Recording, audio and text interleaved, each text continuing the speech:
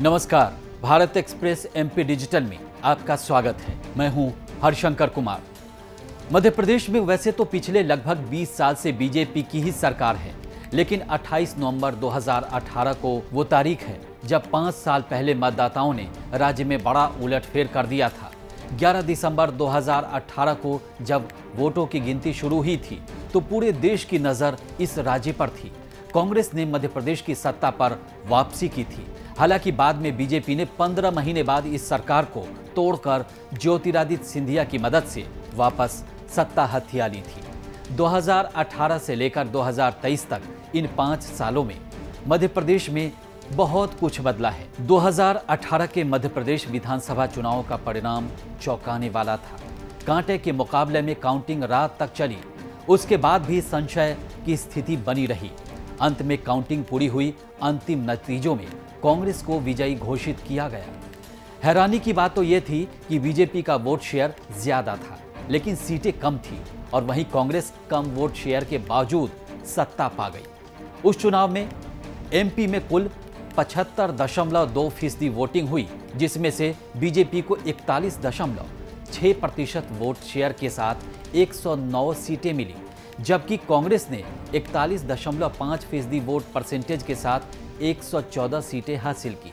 मामला यहीं अटक गया, क्योंकि मध्य प्रदेश में बहुमत का आंकड़ा 116 का है और दोनों ही पार्टियां इससे दूर थीं। बाद में बीएसपी, अन्य पार्टियों और निर्दलीयों की मदद से कांग्रेस ने कमलनाथ के नेतृत्व में सरकार बना ली। इन चुनावों में ग्वालियर चंबल के प्रभावशाली नेता ज्योतिरादित्य सिंधिया अपना खेमा बदल चुके हैं। पिछले चुनाव में वो कांग्रेस की ओर थे, अब वो बीजेपी में है। पिछली बार भी बीजेपी सत्ता से बाहर थी, इस बार उसके लिए कुछ प्लस है तो बहुत कुछ माइनस भी है। बीजेपी के कई बड़े नेता पार्टी छोड़ चुके हैं, जिनमें कुछ मौजूदा विधायक हैं और कुछ पूर्व विधायकों के नाम इसमें शामिल हैं। पूर्व सीएम कैलाश जोशी के बेटे और 3 बार के विधायक दीपक जोशी कांग्रेस में चले गए। शिवपुरी की कोलारस सीट से मौजूदा विधायक वीरेंद्र रघुवंशी भी पार्टी छोड़ चुके हैं। इसके अलावा बीजेपी पहले की तरह इस बार भी एंटी इनकम्बेंसी से पार पाने की कोशिश कर रही है। सबसे बड़ा बदलाव यह है कि इस बार बीजेपी शिवराज सिंह चौहान के चेहरे पर चुनाव नहीं लड़ रही है। इस बार पार्टी ने पीएम मोदी और अमित शाह को आगे किया है। कांग्रेस इस मामले में अलग रणनीति के साथ मैदान में है। वो पूरी तरह से शिवराज पर हावी है। एक और फैक्टर सीएम शिवराज की चुनावी घोषणाएं हैं। इस बार उन्होंने कुछ ऐसी घोषणाएं राज्य में लागू की है जो निर्णायक साबित हो सकती है। सबसे ज्यादा असर राज्य में लाडली बहना योजना को देखने को मिल रहा है। इस योजना में प्रदेश की महिलाओं के खाते में हर महीने 1250 रुपये डाले जाते हैं।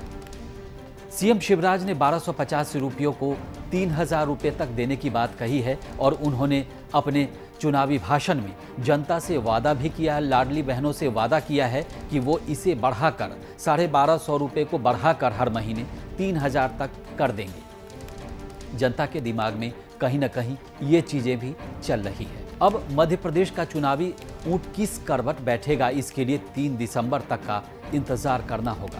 आपको हमारा ये वीडियो अच्छा लगा हो तो लाइक जरूर करें और चैनल को सब्सक्राइब करें। देश और दुनिया की ताज़ा तरीन खबरों के लिए देखते रहिए भारत एक्सप्रेस एमपी डिजिटल।